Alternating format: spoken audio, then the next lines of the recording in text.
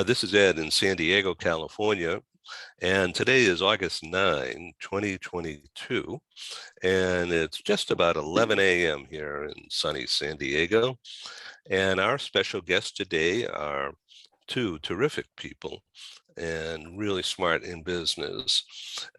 First, Laura Ganon is in Rio de Janeiro, and she's the CEO of a company called FINK, which is a long-time, well-established transportation company. And also with us in Brussels area is Jesse vanSass, who's leader. What is your title?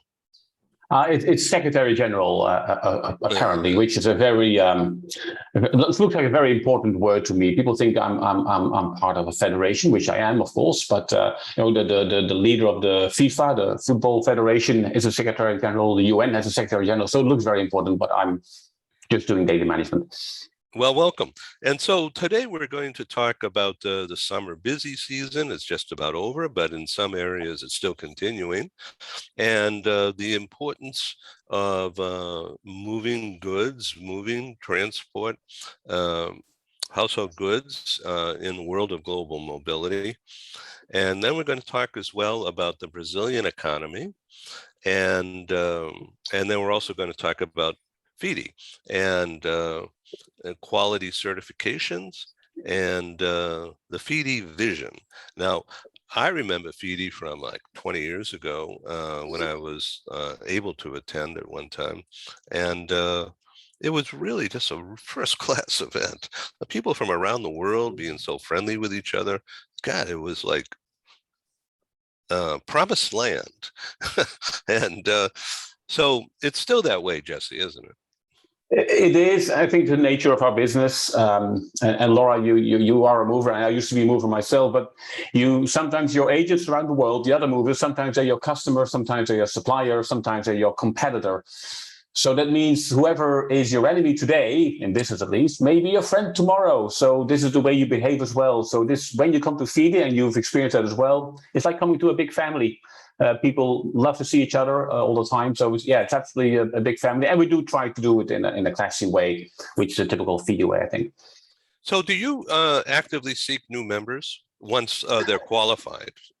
That's not our purpose. Our purpose is not to grow our numbers. The purpose is to raise the bar, of quality gradually, because we can't go overnight.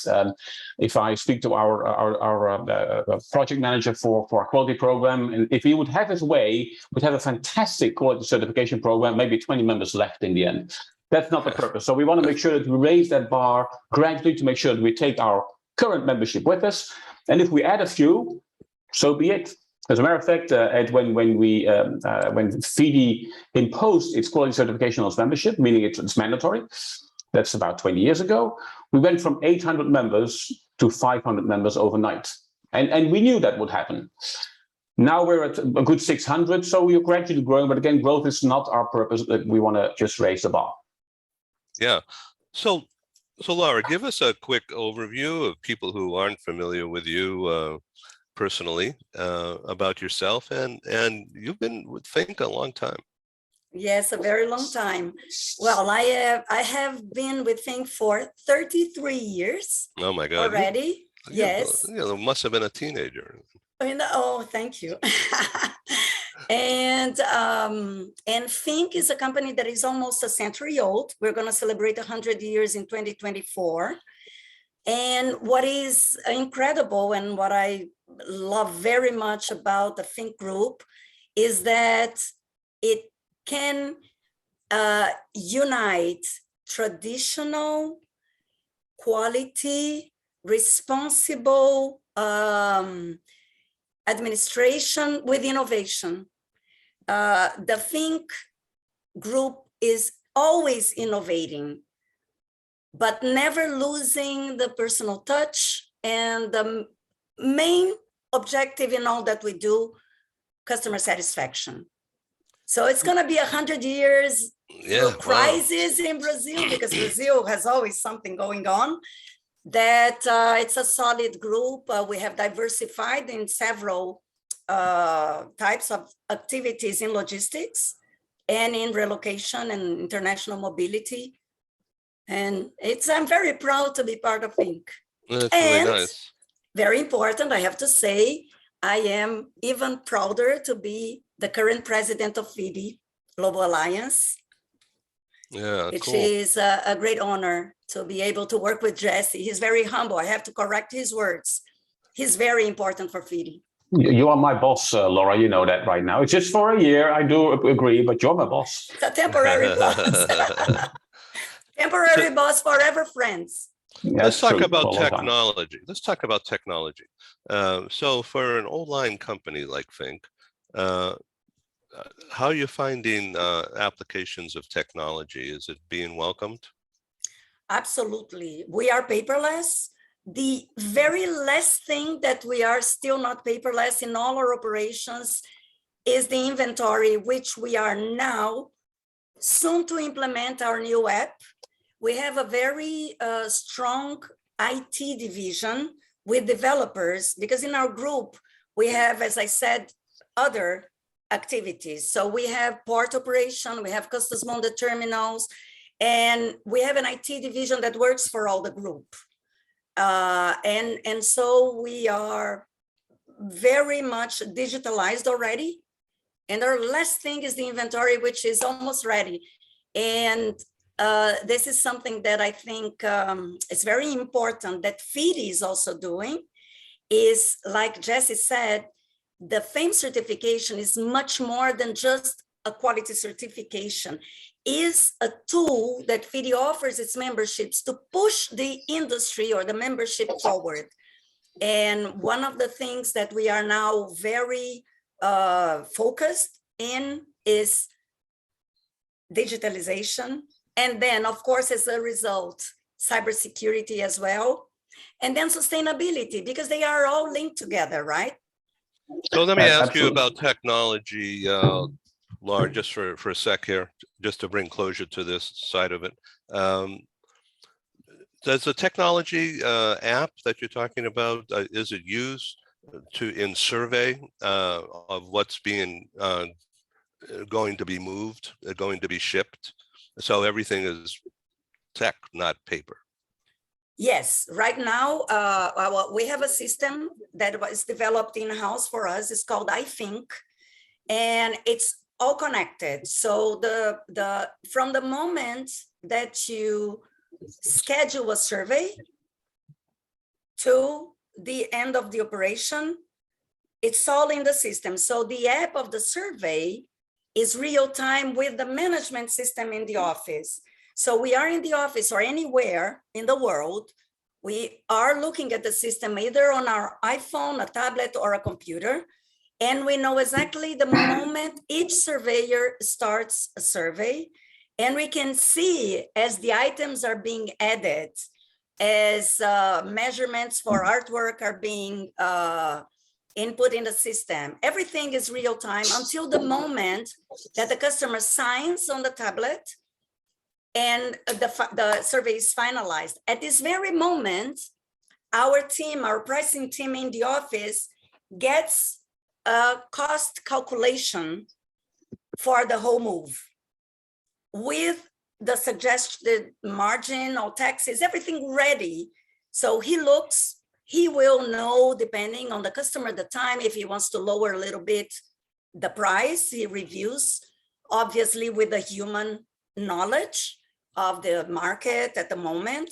And then he presses one button. And with this button, the customer receives the estimate immediately. So to what extent does this also track the location in transit of the shipment? Yeah, right now, we're still not offering a tracking on our system because we're still working on the cybersecurity on this interchange.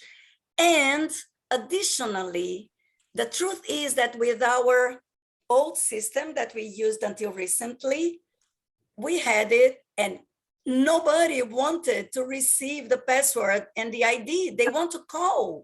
So we realized that the customers, when they are moving, they need human support. So what we focused was in building a better and more modern technology, cloud-based, so that our employees, our coordinators, and our surveyors would have more time to be with the customer. Of course, it's in the plan, but we just left it for later because it's just not used. So, Jesse, this sounds like a new motto, a new logo for FIDI, huh? What technology, you think? Wow, Well, yes, absolutely. Yeah, yes, like technology C, but people first. People first. It's true what Laura just said. It's why do people call if they can also track and trace online? And they call because these are their personal goods.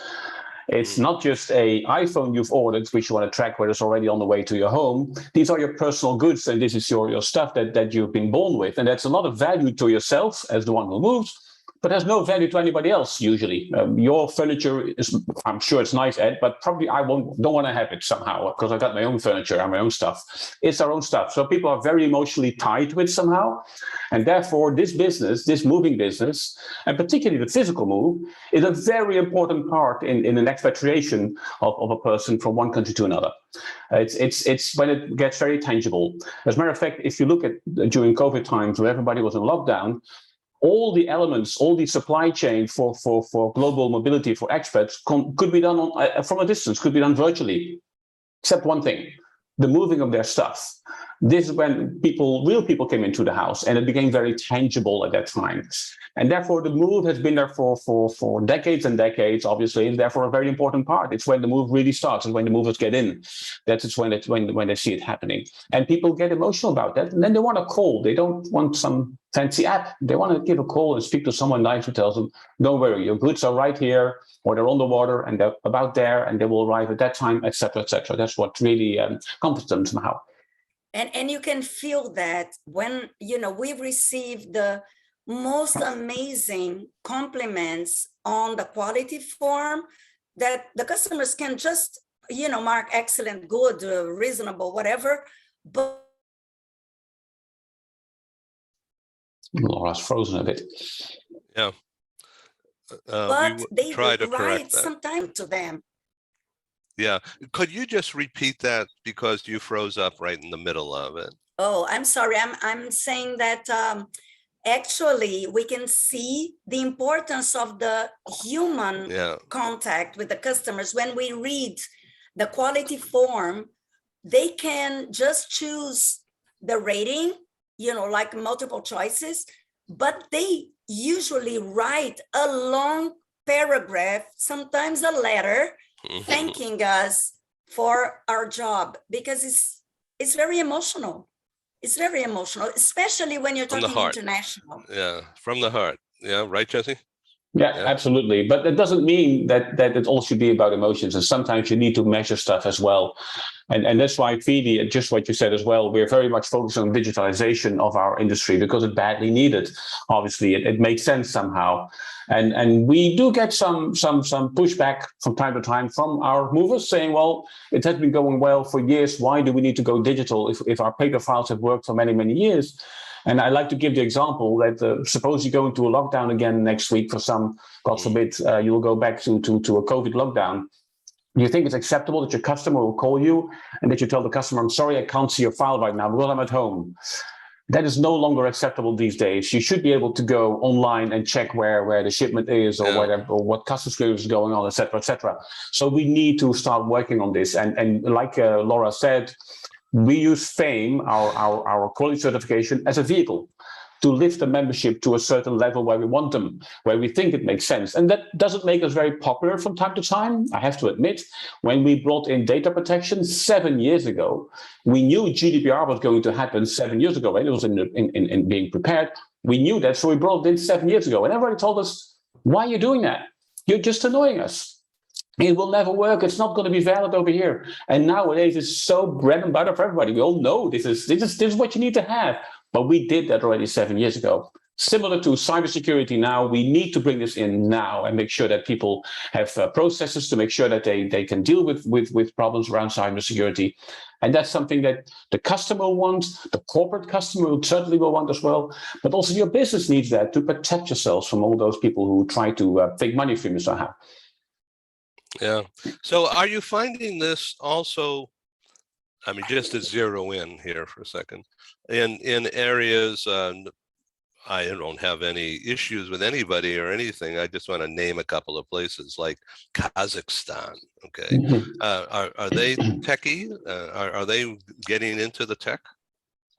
I'm afraid they will have to, if they want to be in FIDI, want to be a FIDI member, they will have to go tech. But I think it's offered everywhere around the world now. The technology is very accessible for everybody, but it does require you to change your mentality and to change your viewpoint on how you should do business and do it different than your colleagues around you in the country. And that's where you make a difference. And that could be a competitive advantage at that time, of course. So it's a long-term push. And so is this part of the blockchain measurement idea? No, not yet. We've gone into blockchain a little bit, and together with our colleagues from IAM, we are looking at creating a standard. Because before you can go to blockchain, you need to agree on all the terminology, all the measurement, etc. And that's something that we are working on, and we have been working on the past years, together with some other associations. So we're going to get there. But blockchain per se, it's actually a vehicle you use. Once you have everything set, then you can use blockchain to accomplish what you want to accomplish. But it's a bit too soon for that one right now. Jesse, would you like to discern the difference? Again, this is positive PR here, between Omni, for instance, and IAM and FIDI. That's difficult. I don't like to talk about others. I'd rather like to talk about FIDI. So I want to talk about FIDI mostly and what FIDI is. And FIDI is, first of all, we are the oldest. That is not a merit on its own, but we've been there for over 72 years, 73 years, I don't remember how many it is. For many years we've been there. As an association, as a platform for idea exchange and meeting, maybe some problem solving or maybe some back channel stuff. Well, most of all business exchange, that's what FIDI was created for. So members could exchange business with each other. So that's where we came around. And FIDI has focused on that quality since over 24 years now, focusing on quality. And not just quality because we think we are providing quality, but quality that has to be proven and documented by a third party. So not because you as a mover say so or because FIDI says so. No, it's because Ernst & Young, who's currently our auditor, because they audit the movers and then they say, yes, indeed, they offer quality. So this is where we focus on. We don't focus on quantity or growth or having the biggest conference around the world. No, we focus on quality. And then we have certain vehicles that we use as well, tools that we use to make sure that we can maintain that quality by providing financial security, by providing a conference, no doubt, a lot of training in our academy, all the stuff all surrounds that quality aspect. We are good friends with our colleagues from IAM, but their vision is completely different, and I'm happy for them, and they should be happy for me as well. It's good that we don't focus on the same thing. Their vision is to gather as many parties around moving as they can, and that's absolutely fine. Omni, again, we have a great relationship with Omni. All Omni members are FIDI members. They are perhaps, and FINK is an Omni member as well. Correct me if I'm wrong, Laura, but Omni gathers the larger bookers in the moving industry, right? That's more or less correct. Omni right? is more like a commercial group of owners that get together to exchange ideas, and it was formed in the beginning for the exchange of business, but actually nowadays the industry changed so much that it became more like a forum for networking and exchange of ideas. And I think that there's one more thing that I would complement what Jesse said about FIDI, which is completely different from all the rest, I think, is exactly this role of making the industry evolve. This is something very special about FIDI, that is not just the training that we offer, other IAM has some training as well, LACMA has some training, but FIDI is very concerned and works very hard to make sure that we are pushing our members or our affiliates to innovate, to modernize, and to be better. So this is special because it's not something I can do if I go to training. No. If you want to stay in FIDI, you have to evolve, and FIDI will show you how. And this is unique in the industry. Yes, Ed, like Laura said, we need to evolve constantly. And I remember very well when I started working for FIDI, which was about 7 years ago. Before that, I was a mover and a FIDI member, like Laura is. One of the first meetings we had with the board said we are in a good place right now. FIDI was popular. We were slightly growing. We had a brand new standard back then, 7 years ago, that seemed to work well. So we were in a good place. And when you are in a good place, you become a little bit complacent. You risk being complacent and leaning back a little bit. But we're good here, so we should be fine. We're safe. But at that time, the board said right away, we're in a good place, which is a warning. We need to start innovating again.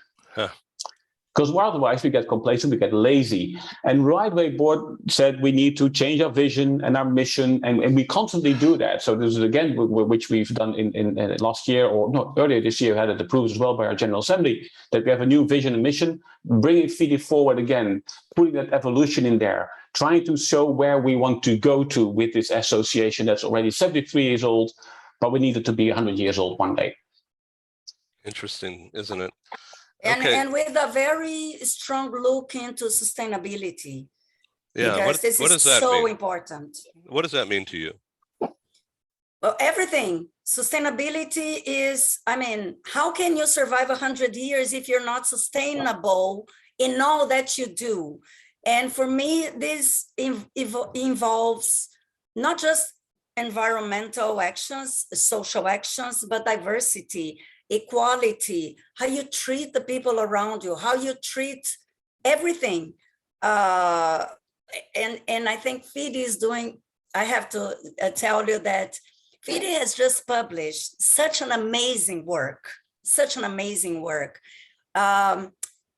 We got the United Nations Sustainable Goals for 2030. And whoever has already read it, it's overwhelming. It's very complex. But what FIDI did was to get all these goals, 17 goals that turn into 100-some goals, really actions, and make a parallel to what a moving company can do, or a mobility industry, because here we're also talking about relocation, right? Anyway, so you read this, and suddenly you check. Oh my God, I can do this today. I can do this tomorrow. I can make a plan to do this. And it becomes tangible. What was just an idea that looked like impossible, FIDI is helping us to make it very possible to start this long path, to be sustainable. Well, that sounds like a winner. Well, it is, and at the same time, and Laura's right here, we help them get there, or we show the way how they could possibly do this, but we keep it real as well, and realistic as well at the same time. When you read certain RFPs or certain plans from even government saying, oh, we want to be sustainable by tomorrow or by next year or in 2 years, carbon footprint must be 0. Great, we can make a standard for FIDI, for all movers, to be carbon 0 in 1 year. And the year after, they will all go bankrupt, no doubt, because they will have no more business left. That can't be the purpose. So we need to make sure that we not only look at environmental aspects, social aspect, but governance as well, and make sure that financially it is still a viable company somehow.